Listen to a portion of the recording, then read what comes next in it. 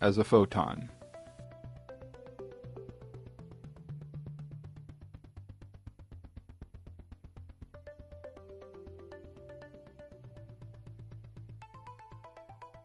Now let's take our white photon and split it up to give us 6 different wavelengths, or colors, of photons. The photons are now shown with the relative sizes and spin rates. This animation is just an approximation to give you the basic concept, and not meant to be an accurate scale model. The important thing to note is that the smaller the photon, the higher the spin rate. This would apply to all electromagnetic radiation. The violet photon has a shorter wavelength than the red photon, and it also has a higher spin rate.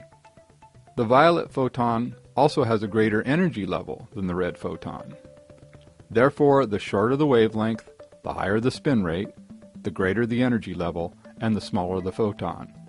This would logically apply to all electromagnetic radiation. Then, of course, the wavelength is related to the field size, and the field size is related to the photon size.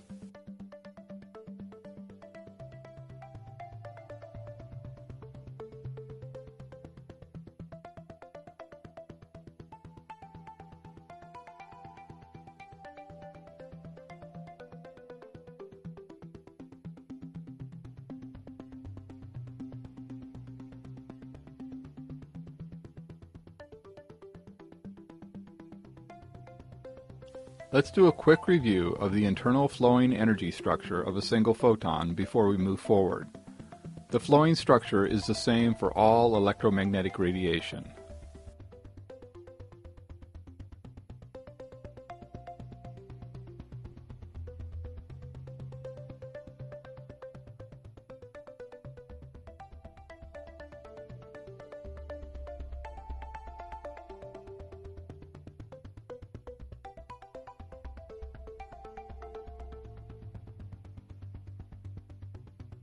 Once more, we see that wavelength is related to field size.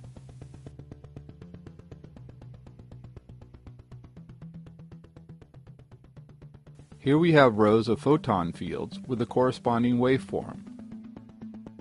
So you can now see that the waveform clearly represents the size of the fields around a photon of electromagnetic radiation. Now the fields are shown as red and blue polarity fields.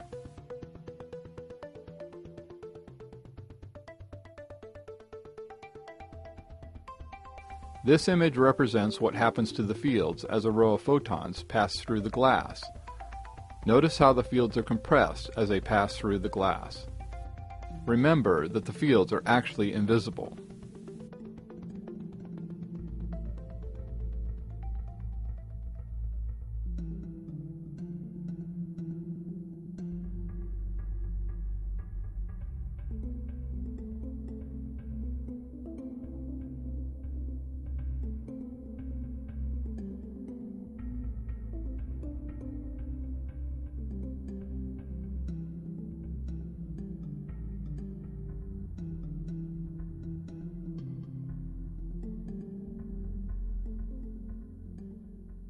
Now we have a row of photons that we are going to observe as they go through the glass.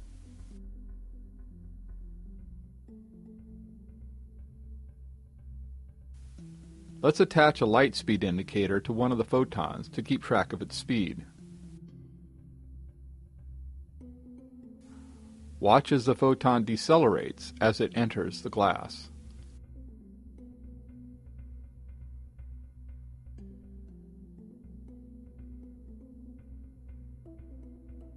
Then the photon accelerates back to full light speed as it exits the glass, and the other photons in the row also accelerate back to full light speed upon exiting the glass and re-establish their normal spacing.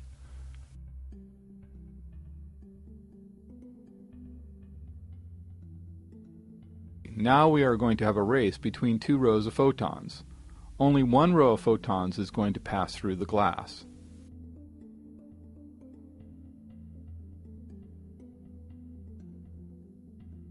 Notice how the fields of the bottom row of photons are compressed as they encounter the glass. Then as they exit the glass, the compressed fields rebound and push the photons away from the glass, thereby re-accelerating the photons back to full light speed.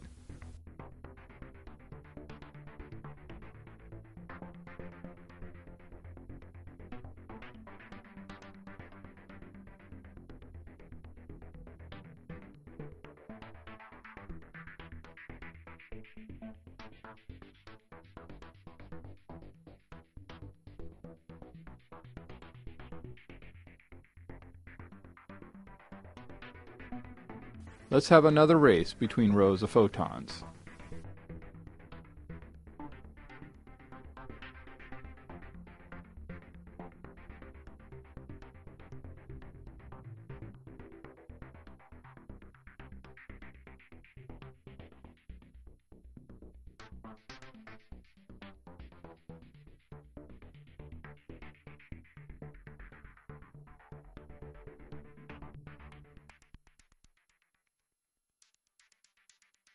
Once more, we see how the compressed fields rebound as they exit the glass, thereby re-accelerating the photons to full light speed.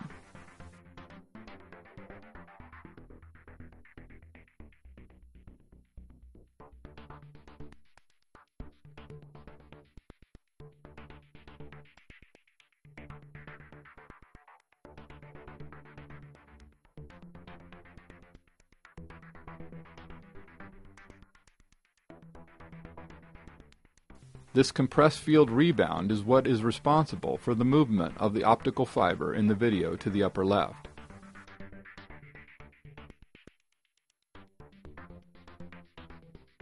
So as the photons and their fields pass through the optical fiber, they compress like a spring. Then as this spring of photons and fields exit the optical fiber, they rebound and push off of the optical fiber, causing it to whip very slightly. So as you can see, light actually pushes off of glass as it exits the glass. Even the photons of light that are hitting your retinas from this video are being pushed off of the screen as they leave the screen because of the rebounding effect of the compressed photon fields.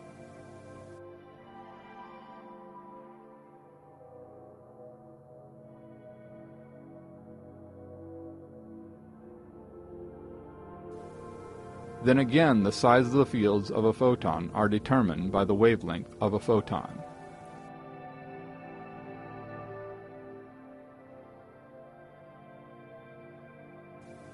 Here we see the typical waveforms that are used to represent visible light and other forms of electromagnetic radiation, but in reality no such waveform exists.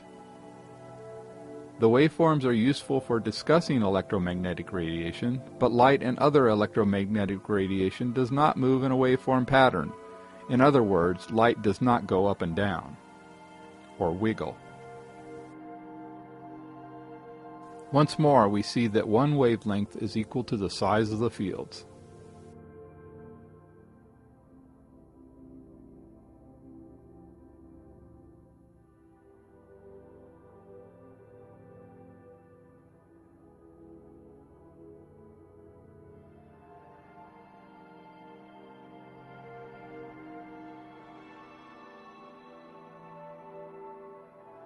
In this image, the upper row of photons are shown enlarged so that you can see the spin rate and relative size more clearly.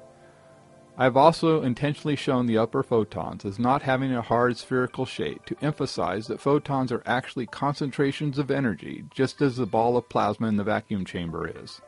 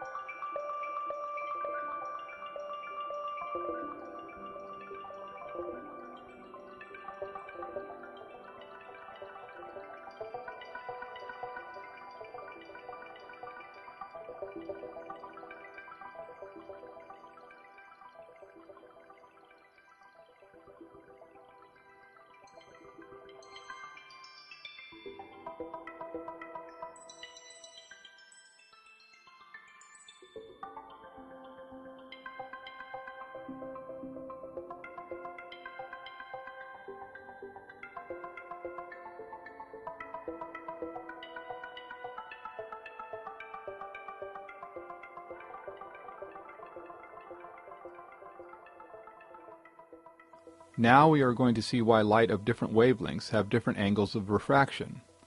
In other words, why we get a spectrum of colors when we shine white light through a glass prism.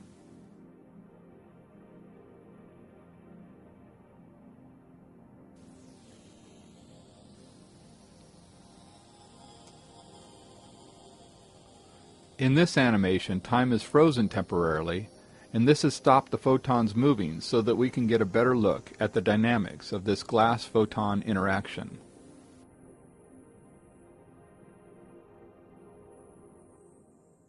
As the row of photon fields enter the glass prism, we see that the different colors refract or bend at different angles. Then we see that as they exit the glass prism, the photon fields also refract at different angles according to the wavelength or color of light.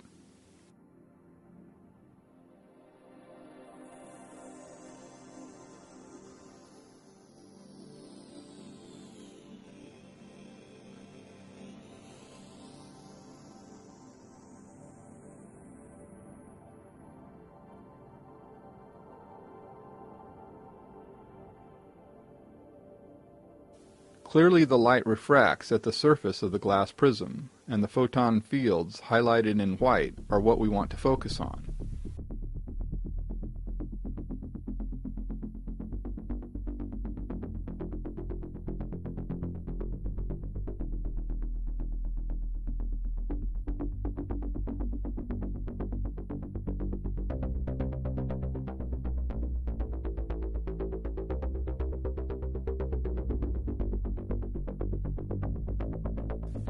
Now we are going to watch as two photons and their fields travel through the glass prism. We can clearly see that the violet photon fields refract more as they cross the glass prism surface than do the red photon fields. Then as the photon fields exit the glass, we also see that the violet photon fields refract more sharply than the red photon fields.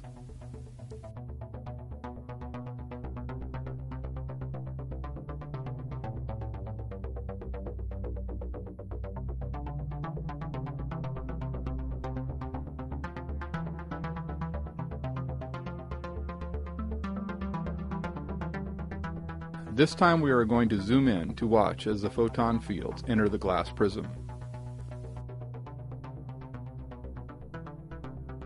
You can clearly see that the violet photon refracts more sharply than the red photon due to the size of the fields. So the smaller the fields, the more sharply they will refract.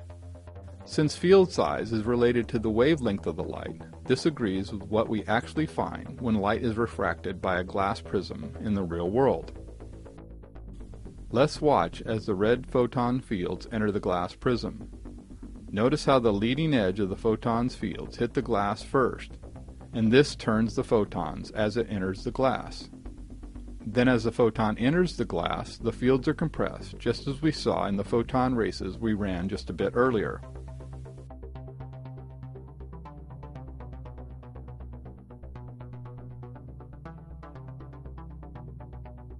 Now as the compressed fields exit the glass, they rebound.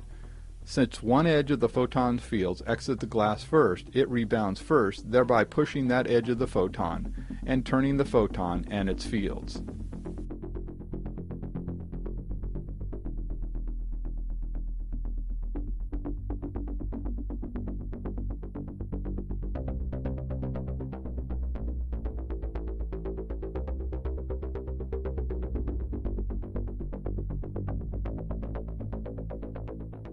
Again we see the red and violet photon fields as they pass through the glass prism.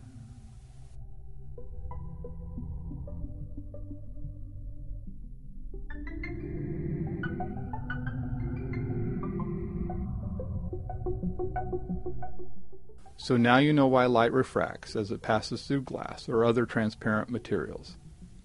It is very simple once you know how photons of light are actually structured.